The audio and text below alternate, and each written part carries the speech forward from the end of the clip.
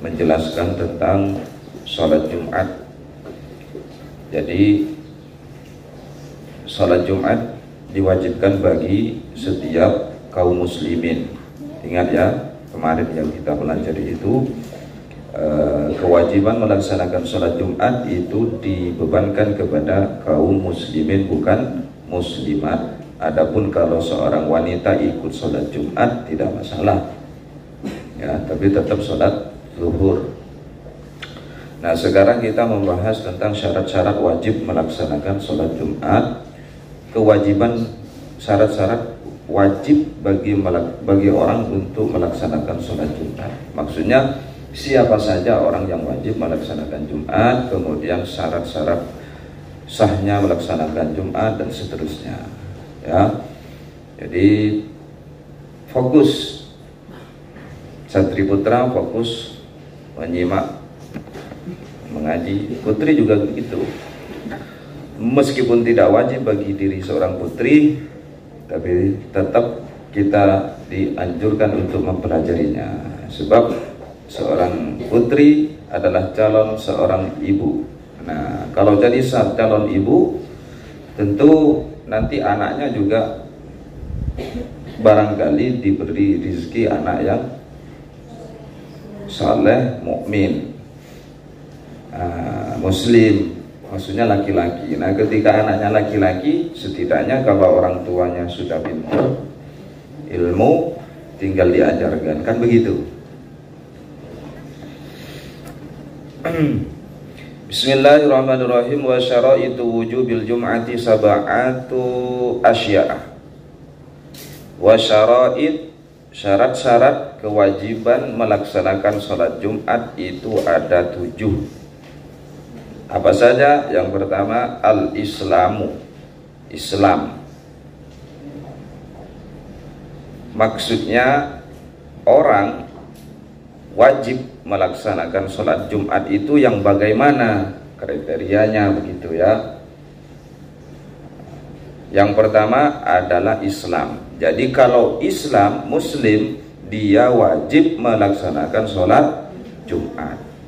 Wal bulugh dan balik seperti keterangan yang sudah lalu-lalu adalah seorang yang mencapai pada usia tertentu, yakni di usia 15 tahun itu, atau tidak sampai 15 tahun tapi sudah ada tanda lain seperti ihtilam, mimpi keluar mani. Nah, ini juga sudah balik. Kenapa dehem-dehem? Ngertikah? Mimpi keluar mani. Yang kedua, yang ketiga, al-aqlu, mempunyai akal. Nah, orang yang mempunyai akal berarti dia wajib melaksanakan sholat Jumat. Kalau tidak punya akal ya tidak wajib. Ya berarti kalau mau tidak sholat Jumat tinggal jadi orang gila aja gitu ya. Tapi mudah-mudahan kita diberikan akal yang sempurna, sehat, jasmani, rohani, bisa melaksanakan kewajiban yang diwajibkan oleh Allah Subhanahu wa ta'ala. Itu yang ketiga. Wa hadhihi syurutun aidan li ghairil jum'ati minas salawati. Syarat-syarat ini juga berlaku di selain sholat Jumat, dari sholat-sholat yang lain. Artinya seperti sholat 5 waktu, seperti sholat-sholat sunnah dan lain-lain. Syaratnya 3 ini juga berlaku bagi seseorang yang mau melaksanakan selain sholat Jumat. Islam, balik, akal. Nah, untuk di sholat Jumat sendiri ada tambahan syarat. Wal hurriyah, ini tambahannya. Kan tadi ada 7, yang 3 sudah, yang juga merupakan syarat-syarat untuk syarat wajib untuk melaksanakan sholat selain sholat Jumat juga berlaku. Nah, untuk sholat Jumat ada tambahannya, syarat wajib melaksanakan Jumat berikutnya. Yang keempat adalah wal hurriyah, seseorang yang merdeka. Berarti kalau seorang budak tidak wajib. Hurriyah itu merdeka. Budak pada zaman dahulu ada perbudakan, kemudian dihapus oleh baginda Nabi Muhammad SAW karena tidak sesuai dengan prinsip-prinsip kemanusiaan.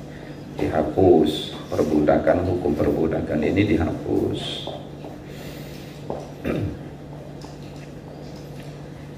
Wadzukuriyatu, dan sifat lelaki, ya maksudnya laki-laki. Kalau perempuan tidak wajib. Yang keenam wasihatu, sehat. Berarti kalau kondisinya sakit tidak wajib Jumatan, tapi tetap wajib sholat zuhur. Paham? Karena apa? Karena sholat itu tetap wajib dilakukan selama hayat masih ada di kandung badan. Yang terakhir, yang ketujuh adalah istiton. Istiton ini berdomisili di suatu tempat, suatu daerah, suatu kota, suatu negara. Harus itu. Maksudnya kalau orang itu statusnya bukan orang yang bermukim, hanya sekedar musafir lewat saja, maka dia tidak wajib sholat Jumat. Misalkan sekarang hari Kamis, besok kita bepergian. Sekarang hari Kamis kita bepergian dari Kolaka menuju Makassar. Besok kan sudah sholat Jumat, tuh hari Jumat besoknya.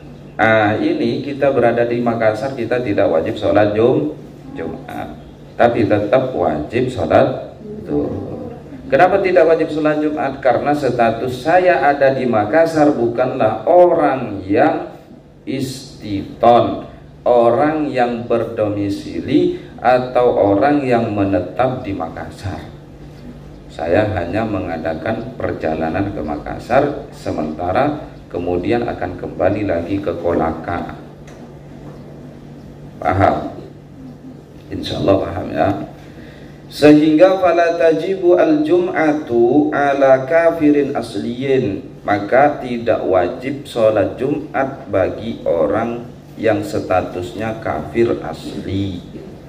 Kafir asli itu bagaimana? Kafir yang sejak lahir memang sudah kafir. Jadi dia ikut orang tuanya dari kafir, dari lahir dia sudah kafir.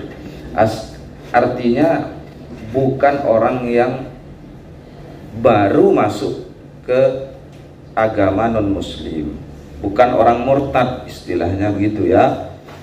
Kalau orang Islam sebelumnya sudah Islam tuh dari kecil, terus tiba-tiba di usia dewasa dia pindah agama ke agama non-Islam, pindah ke Kristen, pindah ke Katolik, pindah ke Buddha dan lain-lain. Ini namanya murtad. Kafirnya istilahnya kafir ghairu asli, gitu ya, orang murtad. Kembali lagi, tidak wajib bagi seorang kafir asli untuk melaksanakan sholat Jumat. Kalau orang kafirnya kafir tidak asli, artinya tadi murtad itu sebelumnya Islam kemudian masuk agama non-Islam, dia tetap wajib melaksanakan Jumatan. Artinya dengan tuntutan dia harus kembali ke agama Islam, dia harus baca syahadat, dan dia harus melaksanakan sholat Jumat. Artinya beban hukum wajib bagi seorang murtad tetap ada. Begitu, paham? Lah sebetulnya orang kafir asli pun juga ada tuntutan hukum wajib. Dia melaksanakan perintah-perintah Allah. Dengan dalil apa? Dengan dalil orang kafir itu di waktu disiksa di akhirat, Pernah ada percakapan begini, masalakakum fis sakor, apa yang membuat kamu ada di neraka sakor ini? Orang-orang kafir itu menjawab, lam naku minal musallin, gara-gara saya tidak melaksanakan sholat. Nah, dengan dalil ini orang kafir pun tetap ada tuntutan hukum-hukum wajib melaksanakan syariat Islam.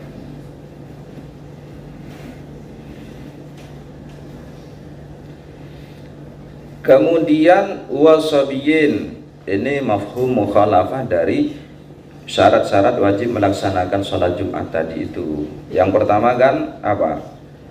Pertama adalah Islam, maka tidak wajib bagi kafir asli untuk melaksanakan Jumat. Kemudian yang kedua balik atau bulugh, sampai pada usia di mana seseorang wajib melaksanakan perintah-perintah Allah. Kebalikannya balik apa? Sobi, wasobi, maka wasabiyun, sobi tidak wajib melaksanakan Jumatan. Sobi di bawah usia balik itu dikatakan sobi istilahnya. Kayak ini umur berapa ini? Umur berapa? 11. Nah, ini sobi. Dia tidak wajib melaksanakan sholat Jumat. Ya tapi tetap ikut kalau sholat Jumat ya, meskipun tidak wajib sholat Jumat tetap ikut sholat Jumat untuk melatih nanti kalau sudah balik sudah bisa anteng, sudah bisa istiqomah. Yang ketiga apa? Yang ketiga al-aklu, berarti mengecualikan majnun wa majnunin. Majnun orang gila tidak wajib Jumatan. Warokikun, warokikin, roki ini budak. Kebalikan dari orang tadi merdeka, syarat wajib melaksanakan Jumat adalah merdeka. Nah, kalau rokik seorang budak hamba sahaya tidak wajib. Wa unsa, kebalikan dari dzukuria. Tadi syarat wajib melaksanakan sholat Jumat adalah laki-laki, maka unsa seorang wanita tidak wajib Jumatan. Yang berikutnya kelima sihah. Kalau sihah berarti kebalikannya adalah sakit, maka tidak wajib bagi seorang yang sakit melaksanakan Jumat. Yang terakhir adalah musafir, kebalikan dari orang yang istiton, orang yang berdomisili menetap di suatu daerah. Makanya bagi musafir tidak wajib melaksanakan sholat Jumat. Tapi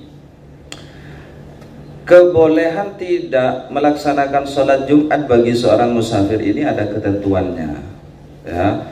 Ketentuannya itu musafir, seseorang yang mau bepergian ini berangkat sebelum fajar subuh. Misalkan ini malam Jumat ya, malam Jumat. Nah, besok nanti malam jam 3 kita pergi. Nah, maka besoknya itu kita boleh untuk tidak melaksanakan sholat Jumat. Tapi kalau kita pergi setelah sholat fajar, setelah terbitnya fajar, maka rukhsah atau kemurahan tidak boleh tidak melaksanakan sholat Jumat ini tidak ada. Artinya dia wajib sholat Jumat cari masjid di perjalanan. Begitu, paham? Ketentuan seseorang musafir boleh tidak melaksanakan sholat Jumat itu kalau pergi sebelum fajar. Kalau pergi setelah fajar dia wajib sholat Jumat di perjalanan, harus cari masjid di perjalanan untuk ikut sholat Jumat. Paham ya?